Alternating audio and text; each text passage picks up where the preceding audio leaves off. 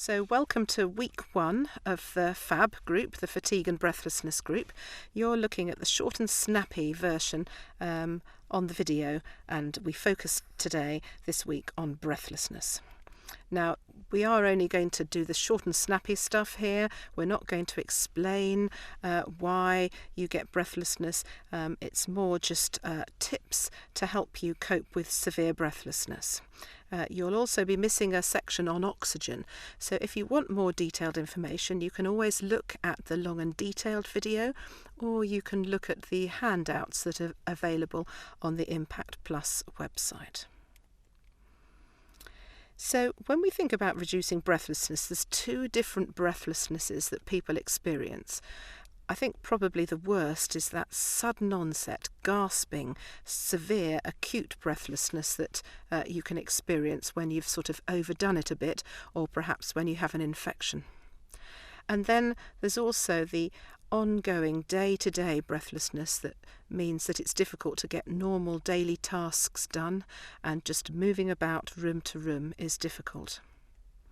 So we'll first focus on the sudden acute gasping breathlessness that people get and what can be done to help.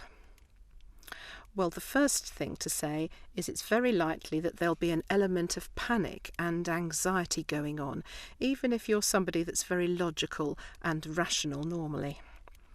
And this is just because of the way the brain is wired. You see, any sudden acute breathlessness triggers the internal alarm system in the brain, and this causes a fight and flight response where hormones and nerve impulses go round the body, causing panic and anxiety and a whole range of other symptoms.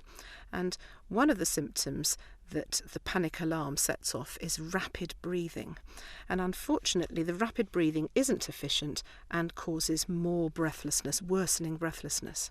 So you can see that just getting sudden breathlessness triggers the internal alarm system, and that causes more breathlessness. So it's a catch-22 situation, really. So even if you're very sensible and logical, you're likely to experience a small degree of panic and anxiety whenever you become acutely breathless. And it's difficult to know what you can do about it at that moment in time. You can just notice it and acknowledge that you are a bit panicky, and then just try and stay calm. But there's nothing more that is easy to do at that point in time. It's better to work on this in the long term, and I would very much recommend training your brain to generally be more relaxed. If you can get your brain to be more relaxed, then the internal alarm system is less likely to go off, and you're then less likely to feel the panic and anxiety. You're less likely to breathe fast, and of course that's going to be very important to controlling your breathlessness. And we'll come back to that later on in the course, but I just thought it's really important now for you to be aware that there is going to be almost certainly a small element of panic and anxiety. I think one of the major things that's important to do if you're gasping for breath is to deliberately slow the breathing down, take deep breaths, make sure you're not breathing fast, and make sure you're breathing fully out. You see, what you want to do is maximise the power of each breath. We know that shallow, rapid breathing isn't nearly as good as slow, deep breathing. And one of the most important ways to slow the breathing is to make sure you breathe fully out. Here's a diagram that helps explain this. On the left of the set of lungs, there are arrows showing somebody who's breathing in and out nice and deeply. And on the right-hand side is somebody who's rapidly breathing fast, and the air is only going half in and half out. So you can see here somebody breathes in deeply and the air goes right down to the bottom of the lungs, and then of course they breathe out fully. Whereas on the other side somebody breathes in and it just sort of goes half in and then straight half out again. Well, does this matter, you might ask? Well, it certainly does, because if you look at the stars on this diagram, the red stars are showing the areas where the oxygen from the air is picked up and transported round the body in the blood.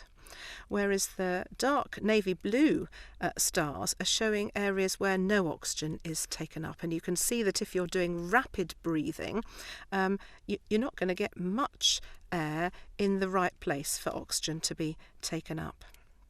So in a way, you could say that rapid, shallow breathing literally means you're wasting your breath. One of the best ways to make sure you breathe in fully is to make sure you breathe out fully first. So that's our first practical tip, really, or the second one if you count the being aware of some panic element. Just make sure you take slow breaths. The next tip is very similar, really, and you might say it's the same thing, but people quite like this idea of SOS breathing. And SOS stands for a number of different things, but the letters help you remember to do things. So the first S can just mean stop and get in a good relaxed position. Or you could mean it S for stay calm. Okay, I'm a bit panicky, but I'm going to stay calm, if possible. Or, alternatively, the first S could mean shoulders. Drop your shoulders, roll them back first and then drop them down. And we know if you do that, you get into a better position chest-wise for more efficient breathing. And then the O in the middle stands for breathe out, to remind you to breathe out fully. And then the second S reminds you to slow the breathing down. So really, this is just exactly what we've been talking about before, isn't it? The S, the first S, stay calm or drop the shoulders. The O in the middle, breathe out fully. And the second S, slow deep breaths. But some people find the SOS mnemonic quite helpful. Another good way that I think a lot of people are already aware of is to breathe in through the nose and out through the mouth. And this is very useful because it slows the breathing down a bit.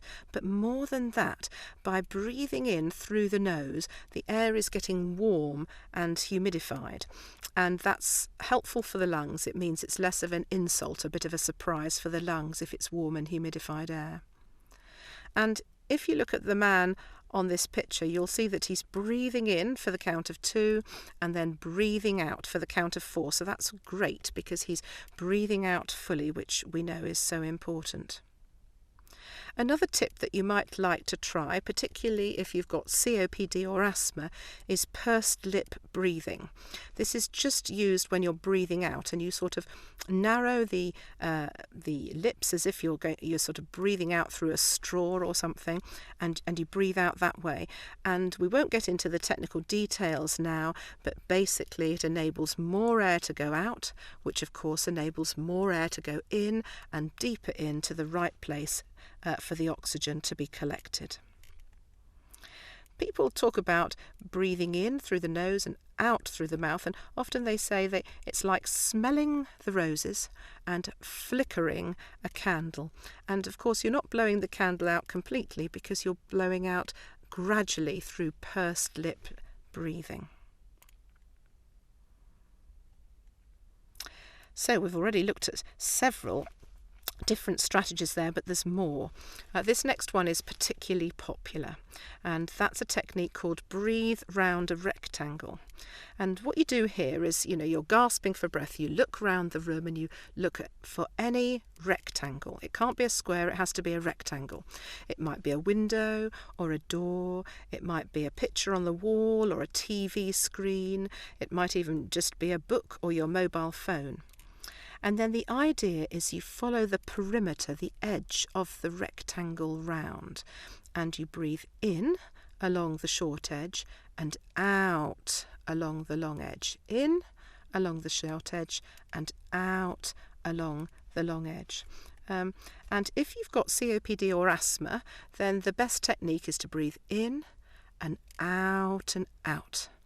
In and out and out. And the idea is the out breath is longer than the in breath. That's why you need a rectangle rather than a square. And that will help you breathe out fully, and it will help you slow the breathing down, which is so important. If you've got lung fibrosis, it's slightly different.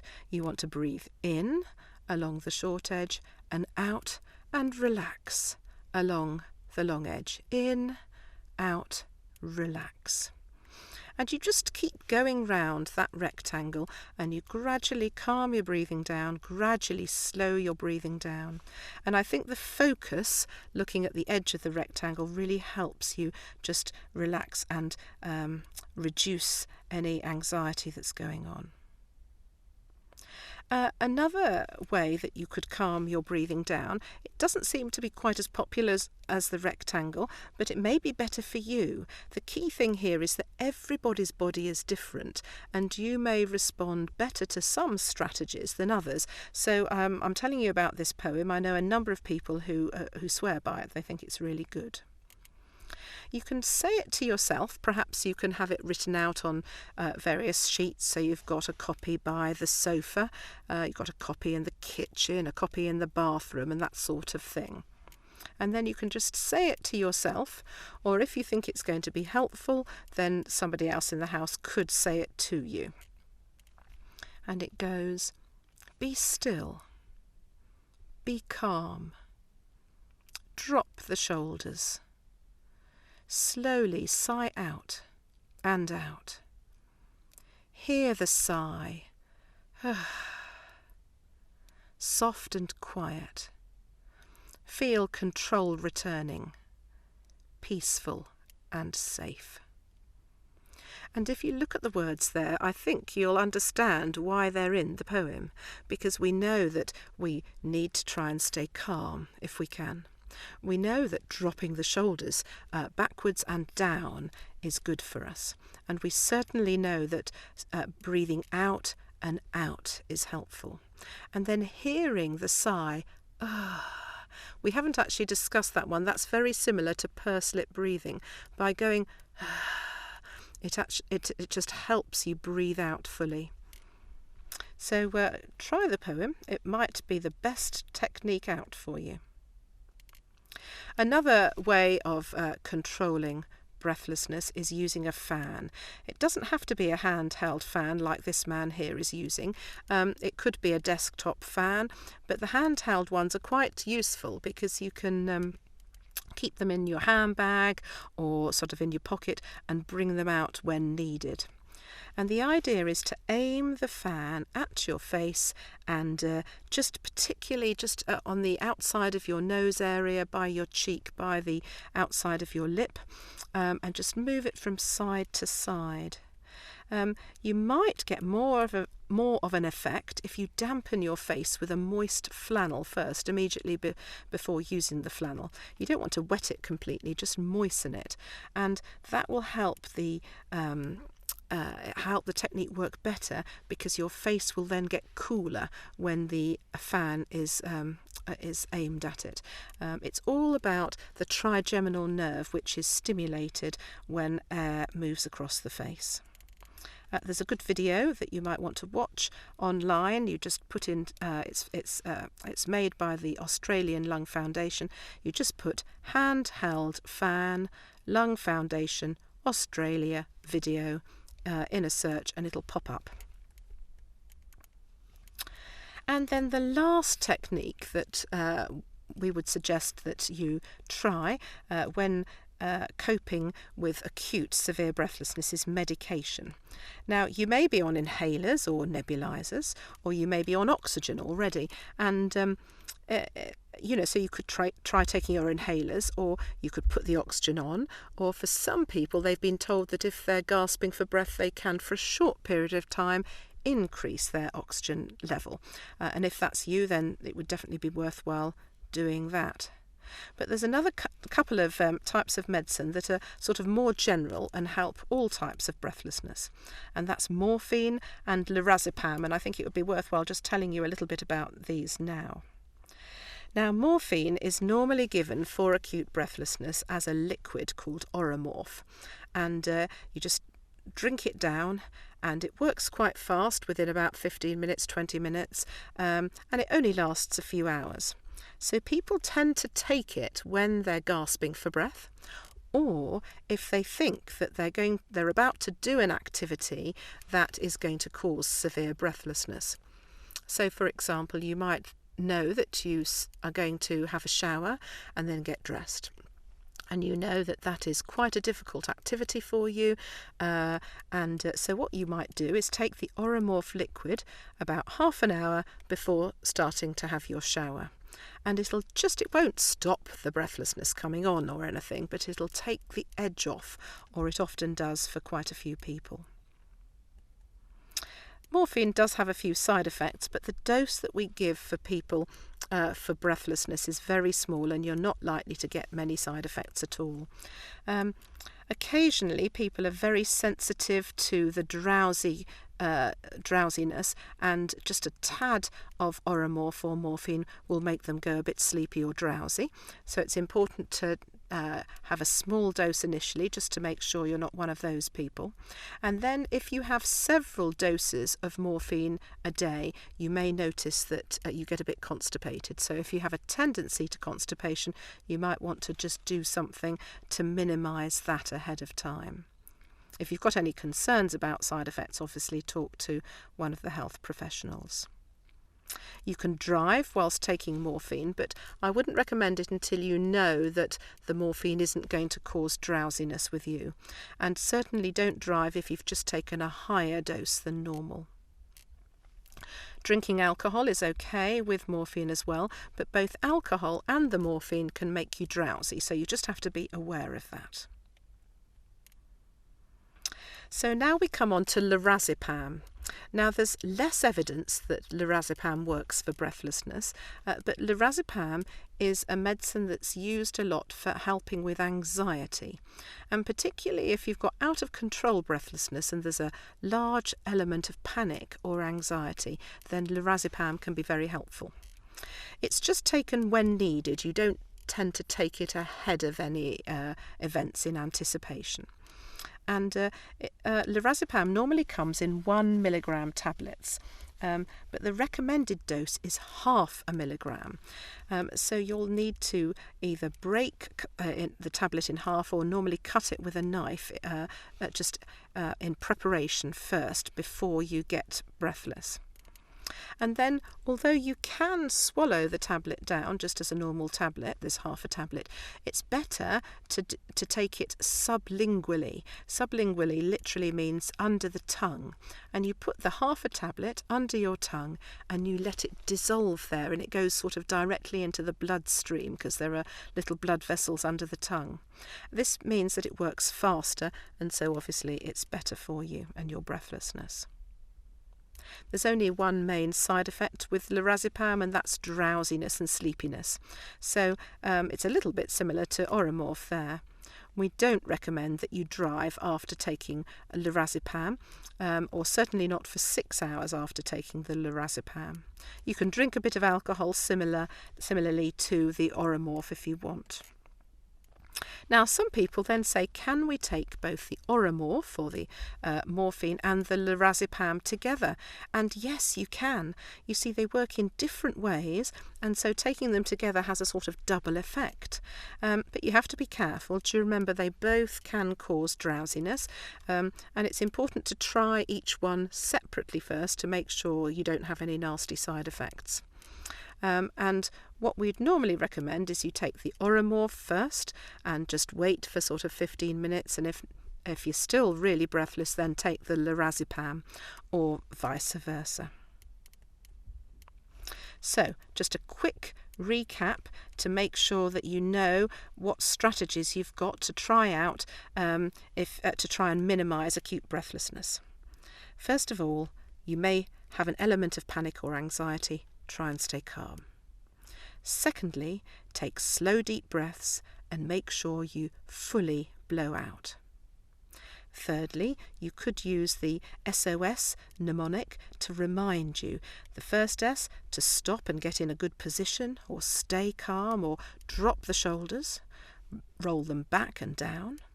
The S, the O in the middle, to breathe out fully, and the second S to slow the breathing down.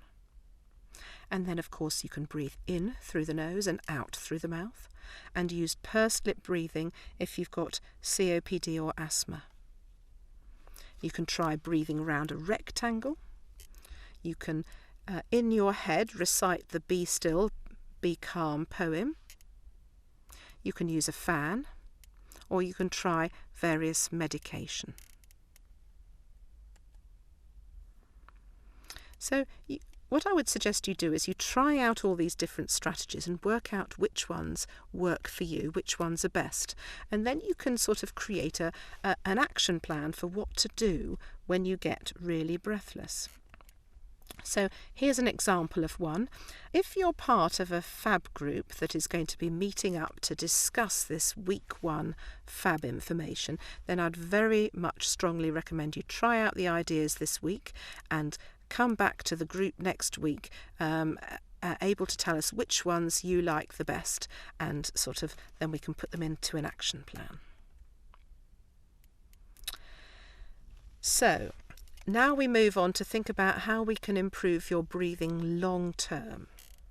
This is the breathing that you might get day to day when you're trying to do activities around the house, go shopping, go out to a cafe, that sort of thing. And there's 2 big things that you can do to improve your breathing long term. One is do regular exercise or keep active regularly. And we'll come on to that in a minute. And the second one is to do regular relaxation or mindfulness exercises, ideally each day. There's a lot of evidence that if we calm the mind, we will improve our breathing long term. And we'll talk about relaxation and mindfulness more next week.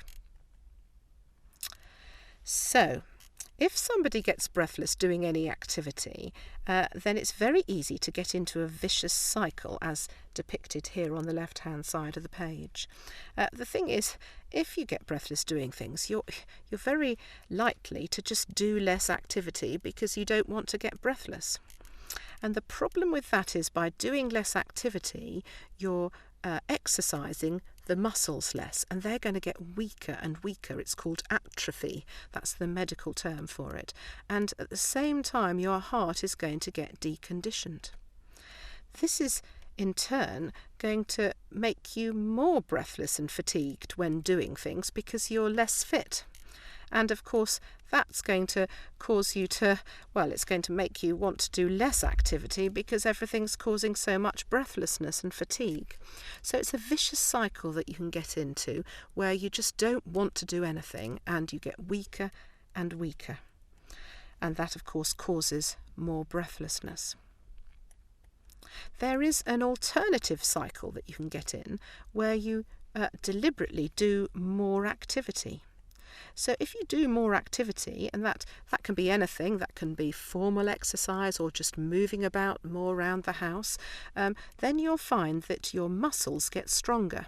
We're talking about your arm and leg muscles, but also your breathing muscles. And it'll help the heart stay fit. And that means that you'll feel less breathless and less fatigued when you do things. And of course, that will encourage you to do more activity. So this is another vicious cycle, but this is a good vicious cycle, which causes you to get stronger and less breathless. And this red arrow here is pointing to a bit of a blank bit on the diagram here where nothing's happening.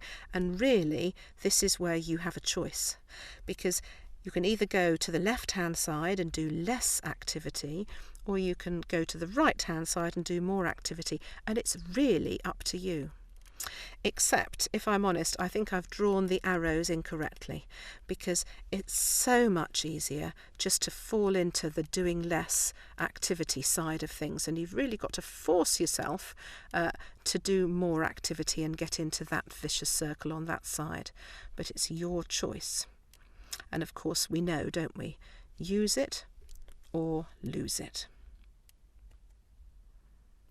When you're thinking about what sort of activities you can do to increase your fitness, the key thing is to do regular, moderate exercise. You can do home exercises. There are a number of booklets, one by the British Lung Foundation on the internet that you can get. There are other home exercises even on the handouts from this week's FAB group. And there are a number of other home exercise programs you can find on the internet and elsewhere. Another option would be to use this armchair cycling device, which is depicted on the right hand side here. Or you can just get out and walk the dog if you've got one. The gold standard for improving your exercise and general fitness is the pulmonary rehabilitation class, which normally lasts for 6 weeks. You meet up twice a week, so there are 12 sessions all in all, and you're given an individual exercise program that you work through each time you meet. And then after the exercise you have a quick break for a drink and refreshments, and then there's an education program which explains all sorts of different things about breathing and about inhalers, about oxygen, etc, etc. An alternative, if you didn't want to do sort of formal exercise like that, would be slow dancing or gardening, just anything to keep you active. The key thing really is to do it regularly, and when I say regularly, ideally you want to be doing it most days. And then the other thing to notice is you want to exercise to cause moderate breathlessness but not severe breathlessness. I mean, it's inevitable that you're going to get breathless, but you don't want to cause yourself to get gasping breathlessness. So what does moderate mean when we're talking about breathlessness? Well, there's 2 ways that people recommend assessing whether you are working to moderate breathlessness or not. One is to use this chart called the Borg scale, and 0 or 1 is when you're really not feeling at all breathless, and 9 and 10 is when you're really absolutely gasping for breath. And they recommend that you aim to have your breathing severity at 3 to 6 on the score, 3 to 6, because they would say that that is where moderate breathlessness is. Another alternative is to use the talk test. So when you're doing your activity, you say one of these sentences out loud. You either say, "Moderate breathlessness is good for me," or you say, "This activity is going to do me good." And the idea is you want to see whether you can say the whole sentence without stopping. If you can say the whole sentence without stopping, then you need to work harder. You're not breathless enough. On the other hand, if you can't speak at all, or if you just say one word and you have to take a breath after one word, then you're working too hard, you're too breathless, and so you should ease off. But if you can say the sentence with 2 or 3 stops for taking breath in the middle, then that's good.